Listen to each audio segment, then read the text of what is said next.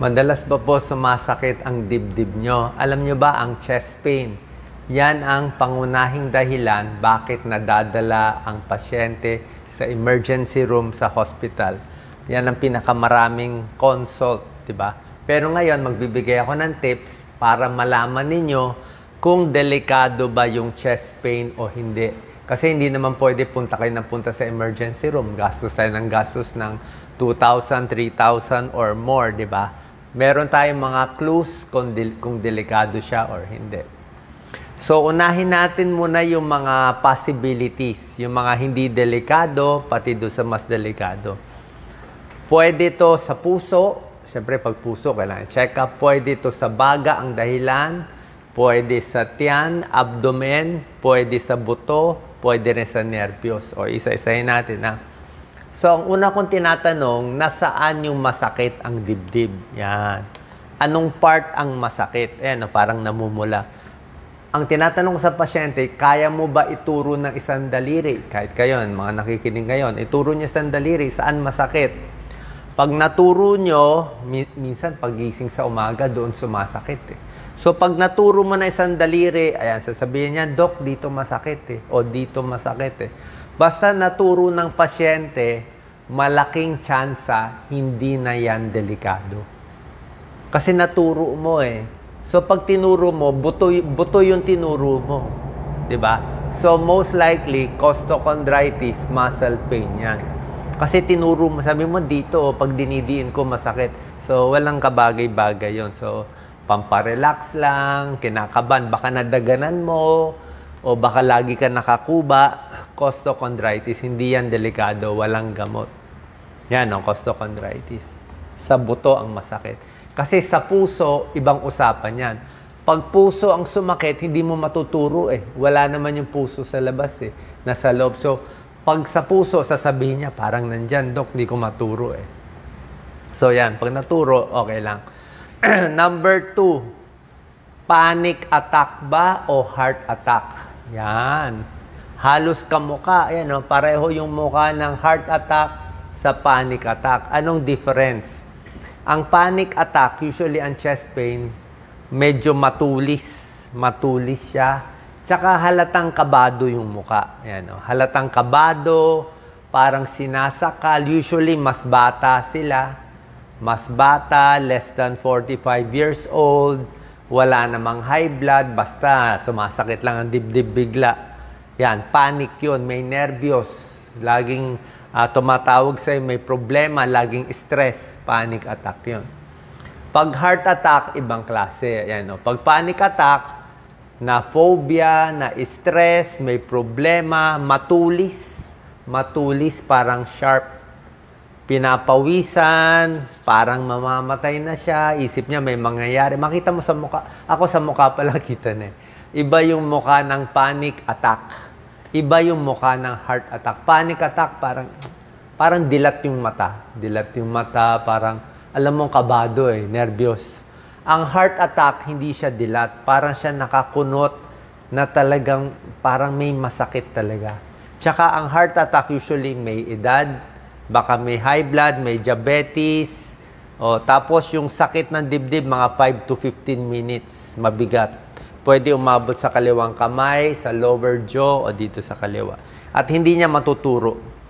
Tsaka yung heart attack, usually 5 to 15 minutes lang ang sakit. Ganun lang.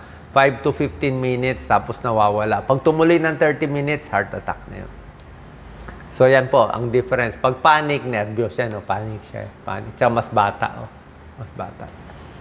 Ngayon, so alam nyo na, muscle pain, costochondritis, panic attack, di ba? Mga ganyan, hindi talaga naman kailangan talaga magpa-check up sa doktor. Usually, paulit-ulit lang yan. Ngayon, paano natin malalaman kung may sakit sa puso na kailangan dalhin sa ospital? Meron tayong guidelines. Maganda tong guidelines na to Pag 0 ang number, ibig sabihin, halos walang chance na sakit sa puso. 0 Pero pag 1 or 2, may chance. May scoring tayo, may scoring. Okay? Ano yung chest pain niya? Tulad na sinabi ko, kung parang tumutusok-tusok lang, 0 yan. Not suspicious. Pero kung mabigat, 5 to 15 minutes, napagod, sumakit, 2 points yun. Sa ECG din, actually ang ECG, 50% lang siya effective pero may tulong na rin. Pag normal ang ECG, medyo malamang hindi, 0. Pag may abnormal sa ECG, marami ng barado. Pero nililinaw ko lang, may mga taong may sakit sa puso bilang internist at cardiologist, alam ko po yan, basta yung bara niya mga isang ugat o hindi ganun kabara, normal pa ECG. Kaya sa akin, kahit normal ang ECG, basta may risk factor. Mamaya, papakita ko risk factor. Ano risk factor? Age 65 and up. Chest pain, duda ka na. 65 na siya. Wala pang 45 years old. Lahat na may masakit ang dibdib, wala pang 45 years old. Wala namang, hindi naman blue baby, walang congenital heart disease, wala namang rheumatic heart disease, nakipag-break sa boyfriend, huwag mo na pansinin yun. Siguradong panic attack yun. Less than 45, 0 points. Hindi yan sakit sa puso. Ito pa, napakahalaga. May risk factor ba? Pag may risk factor yung pasyente, kung meron kayong risk factor, pwedeng 1.2 points. Pwedeng sakit sa puso. Pero kung wala kayo nito, diabetes, high blood, yan, kasama yan, naninigarilyo, mataas ang cholesterol, overweight, yan. Kung wala kayo nito, wala pang 45 years old, di ba? Batang babae, 30s, ganyan, masakit ang dibdib, di ba? Wala po yun. Hindi na pinapansin yun. Hindi na kailangan usually, 99.99% halos impossible, di ba? Hindi naman pwede consult ka ng consult kasi mahal din. Okay? So, ito yung guidelines. Nakita nyo kung saan kayo papatak. Ang chest pain, maraming klase. Meron dyan hanggang sa kaliwa. Tulad na sinabi ko na sa inyo, 5 to 15 minutes. Pag napagod, umakyat ng LRT, sumakit ang dibdib. Yun, pang heart yun. May edad, 50, 60 years old, may diabetes, medyo nakakunot. Yan, pinapatest natin ECG, may treadmill exam, yung tumatakbo, may 2D echo. Pero kung duda talaga na duda sa puso, may angiogram. Naglalagay sa kamay or sa singit ng wire, tinitignan yung puso kung barado. Like ito, barado. Kung barado, nilalagyan ng wire. Nilalagyan ng stent, ng bakal. Binabalon o binubuka. Pero mahal to. Mahal, 300,000, 500,000, depende sa dam. Pero ito yung tunay na may bara sa puso, di ba? Tapos may gamutan. Kung puso man, beta blocker, mga metoprolol, mga simvastatin, mga aspirin, lifestyle change, kung sakit sa puso. Pero pinakita ko naman sa inyo, pwede naman hindi sakit sa puso. Other heart problems, meron din mga ibang sakit sa puso na rare na. Mga thoracic aneurysm, medyo rare na yon. Mga pericarditis, yung balot ng puso, sa mga may lupus, medyo rare na yon. Myocarditis, yung humihina yung puso, rare na rin yun. Sa 2D echo, mahuhuli na. Kaya nga, pag may duda tayo, 2D echo, ECG, stress test, mahuhuli na yung sakit sa puso. Okay? So, sinabi ko na, pag natuturo, malamang hindi sakit sa puso. Kung nervyos, malamang hindi. Tingnan naman natin yung dalawa pa. Baga ba o sa tiyan? Ang baga, pwede rin mag-cause ng chest pain kasi nandito yung baga eh. Nandito yung baga mo.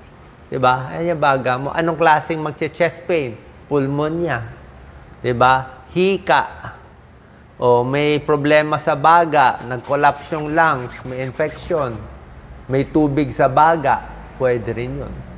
At bukod pa sa chest pain, titignan mo rin yung dibdib. Kasi mamaya nasa balat pala. O malay mo, may rashes pala siya dito. Meron siyang herpes zoster. May ganun pasyente ako dati. Na-admit heart attack. Pagbukas ng baro, puro rashes, herpes zoster pala. So, namali yung diagnosis. So, pwedeng balat, pwedeng chest. Yan. Pag sa baga, may ubo, may plema, may huni, hirap huminga, more baga signs yan. So, x-ray naman yan. Pagbaga, x-ray, ibang usapan. Sine-check din, di ba? Baka may pulmonya. Pwede rin sa tiyan, organ sa tiyan. Pwedeng sa sikmura mismo, heartburn. GERD, acid reflux, acidic, ulcer, ayan o, maasim man siya, no? Parang maasim. Diba? Pag-ubo, masakit dito sa lalamunan. Bakit? Bakit yan ang symptoms ng acid reflux? Ito ang tiyan natin. Ayan, no? Ito ang esophagus natin. Ito ang dibdib natin. Ito ang puso natin. So, pag masakit ang heartburn, pag ito acidic ka, kala mo puso. Pag masakit dito sa esophagus, sa lalamunan, kala mo rin puso. Eh, lahat yan masakit dibdib eh. Dibdib masakit. Yung pala tiyan pala. Pwede yun. Kaya nga, may mga ibang senyales na heartburn, nasusuka, maasim. Meron pa iba, pwede pa makabag. Okay? Pag sobrang kabag ang tiyan mo, tapos bandang taas, hindi mo alam, dibdib ba, tiyan ba masakit, baka kabag yun. Yan, no? Marami pa ibang problem dito sa tiyan. Kabag, indigestion, GERD, di ba? Pwede rin sa atay, liver problem. Pwede rin gallbladder, bato sa abdo.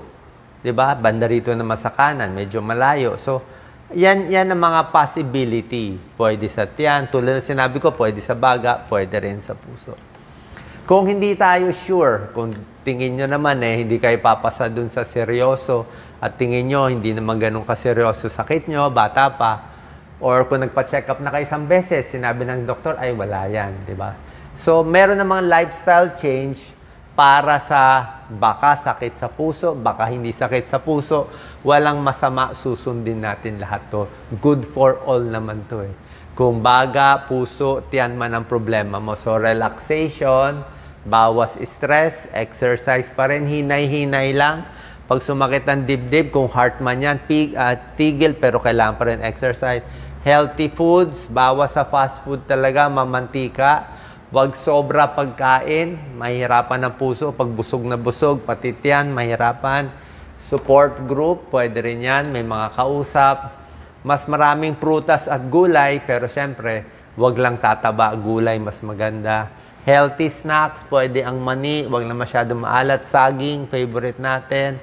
Konti lang ang mantika, gagamitin. Okay, less. Yung mga fatty foods, mantika, butter, cheese, red meat, taba ng baboy, baka, konting bawas. Okay? Sana po nakatulong tong video natin dahil alam nyo na ngayon kung chest pain or hindi. Pero syempre, kung alanganin kayo, pakonsulta po tayo sa isang internist or cardiologist. Salamat po.